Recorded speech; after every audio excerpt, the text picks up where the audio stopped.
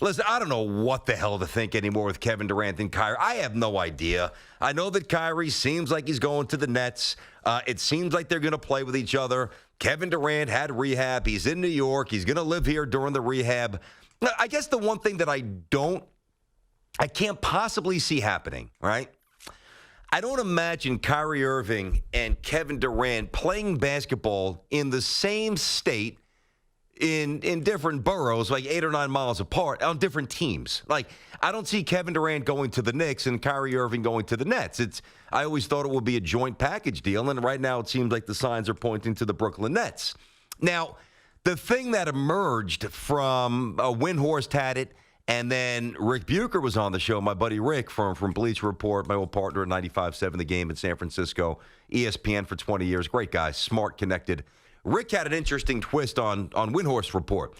Now, Windhorst initially said, take you back a week or so ago, and this was a good story, and it was a good conversation because it opened up something fresh rather than a constant regurgitation of what was getting a little stale. But what Windhorst had was, well, you know what? For whatever reason, Warriors feel compelled to give him the extra year. You know, he put his body in jeopardy for the betterment of the franchise, for the sake of the team. You know, he's a 2-time Finals MVP. Let's do the right thing. Let's face it, in sport, that rarely happens, especially in the NFL. You're done. You're out. I mean, they literally come with the spatula, like they're working a barbecue during the summer, and they literally lift you off the turf, and they just dispose of you. Next, Tiki always says, turn the drill around. Next. The NBA is a little more sensitive to that because the contracts are different. But the point being, I think it's a great gesture on the part of the Warriors, although if they do this, it's probably a bit unnecessary. But then, so Windhorst wrinkle was that allows him to get the 5 years, $221, all right, at the max, compared to 4 years, $164, if and when he opts out, which he officially did today. All right. And then Bucher said, the Windhorst's original report was, and I thought this made a little bit of sense, during the first year, Kevin Durant will rehab with the Golden State Warriors. With a medical team, now that's another part of the conversation, which we'll get to, that we all thought he was certainly familiar with and on the lowest barometer, at least partially comfortable with. Doesn't seem like that's the case at all. And rehab away from the pressures, whether it's the Nets, whether it's the Knicks, whether it's the Clippers. I never thought it would make any sense for his own sanity, for his own being, his well-being, his mental health, to be, especially the Knicks, to be, transported to, say the Knicks for this conversation, put up on a dais. It's Kevin Durant, one of the greats of all time, Kevin Durant. Here he is. If he gets healthy, he could make a run at Kareem's all-time scoring record of 37,000 points. And then he's on ice for a year. And then maniacal, crazy Knicks fans, and who I love, and I'm one of them, call up WFA at every day. When's he coming back? And he's not coming back because they don't really understand, not everybody, some do, not everybody, the intricacies and just how laborious and really unpredictable the rehab is for an Achilles. He's not playing next year. So I didn't think it made any sense for him to subject himself to that, all right?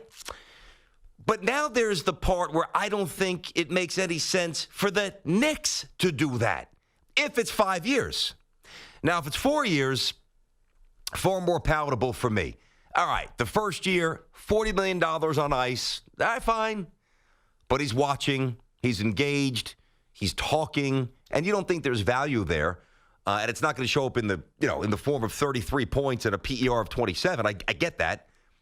But there is value for a franchise that has had no leadership and no super. I mean, Carmelo obviously was good, but he was just a different ilk. Kevin Durant's 2 levels up. Come on, let's stop. Let's not even waste time on that.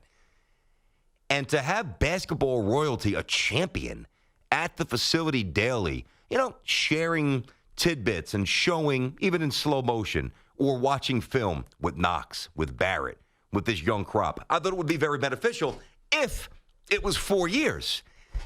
I'll tell you this. Now, the Nets are different because the Nets are ready to win a lot. I mean, they were pretty good this year.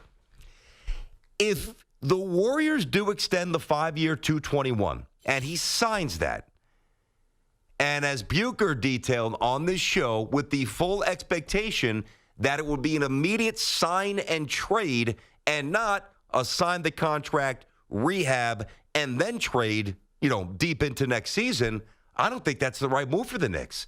Matter of fact, I think that's a bad move for the Knicks. Now, he sits out next season. All right, he's going to turn 31 in September. So he comes back, he's 32, which isn't old, obviously. Especially on my birthday, I'm not going to say 32 is old. There's no way. 32. Sign up in a heartbeat for 32. Although 32, I think I was still hanging on to the hair. It's kind of like, do I fully shave it? I came around, obviously. Probably a better look, too. What? Say it. I'm just really happy I still have a full head. Well, thank God, because, you didn't get many other assets. Come on, let's be honest. I probably have more on my shoulders and my back than you do on your head. So I guess it's an easy trade-off. A little hairy. Now, do you trim it? Does the fiance, does she not manscape, but does she trim that down a little bit? I don't mean that. No, I manscape. Well, I don't care. But the back, because there's two levels to the man. One I really don't care about, and I don't even want to talk about. The other is a little bit more, like beach, pools, just probably a good thing for the rest of society. Do you trim the back? It's the summertime. You got to look at it. You got to trim so you do trim the back. Yeah. Now, does she do it for you? Because there's some No, it's not. It's not like I'm a caveman back there. You sure? Oh yeah. Okay. All right. But anyway, moving back on to Kevin Durant. Mm-hmm. I just figured I had to give you a little birthday barb. Of course. I don't think that that's a wise move. I keep hearing people say, and people who know the sport, who have covered the sport forever, who know the finances and the inner dynamics of every front office and every star player's team, the handlers, the agents, his friends, the posse, the whole everything. I keep hearing a lot of people say, how do you pass up one of the greatest players of all time? But they omit the possibility that he might no longer be one of the greatest players of all time. You got to factor it in. So for 4 years at 164, all right, I swallow hard for the first year, but I've got salary cap space. That's fine. I take it on the chin. Right, I probably win. They'll be, from a Knicks point of view, they'll be better next year than they were this year. They won 17 times this year. They can't be worse. It's the worst record in franchise history. So they'll probably win 25, 26, 27 games next season. Get a top 5 or maybe a little less. Get another top 5 pick. And then next year you come back with Durant, with Barrett, another pick, and then obviously the other guys who continue to grow. And only 3 years of Durant. So if Durant doesn't really fully recover, or his first year is a little rusty, instead of wasting almost 2 years, totaling $80 million, I'm sorry, if he was 27, I think there's a different, I think the Knicks would or should navigate this a little bit differently. I don't know exactly what they're thinking because nobody knows what their crazy owner's thinking. He can blow this up at any second. Now, to reiterate what I said to start the segment, I really have a rough time seeing Durant on one team and Kyrie on the other. Now, it's obvious. It's not going to be Kyrie for the Knicks and Durant for the Nets. There's no way that's going to happen. But there is a slight chance that it's Kyrie for the Nets and Durant for the Knicks. I think there's a much better chance that they join up forces and they go and play for the Nets, although I think the Knicks still have a puncher's shot. But then the extension of that conversation, or at least that move, if Kevin Durant goes to the Knicks or Clippers, or even stays with the Warriors, and I know that this has been thrown out there, but I think it's a really good time to discuss it again. Do you really want Kyrie Irving as the face of the franchise? I think that that's a fair question. I think that we've seen too many moments where he's been down. I know he drilled the Game 7, Game 7 bomb. Otherwise, LeBron wouldn't have the championship in Cleveland. Got it. Former first overall pick, did nothing for the Cavaliers before LeBron got there. Look it up. Yeah, that last year there was a nice little bump. I think, was it 31 wins, 30? But, for a first overall pick, you're not supposed to grow in inches.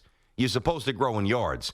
The progress wasn't palpable. Nobody pegged the Cavaliers as an ascending team before, like this team that really was ready to take the NBA by storm and vie for a championship or at least upper half Eastern Conference dominance or prominence. until LeBron came back. They were still a floundering franchise, and Kyrie was the guy. Now, he was young, to be fair to him. And then, all right, again, we've talked about this. We've seen this with Harden. We've seen this with Westbrook. We've seen this with Durant power plays. We saw this back in the day with Kobe and Shaq. We saw this with Penny and Shaq. Sometimes young kids, and I get it. I'm sure I probably would have wrestled with this as well. When you're that good and, there is a little struggle to be the guy.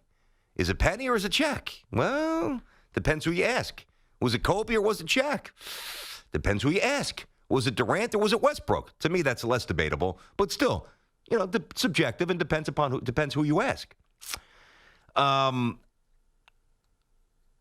Once Kyrie got past that, and I thought he did when he went to the Celtics, and then the Celtics meltdown. The young kids got worse. Players didn't like him. Goes dark on Danny Ainge. It's not a very classy move. And now the Nets, who I know are, at least on some level, having maybe not second thoughts, but really viewing this from every angle before they consent to do this.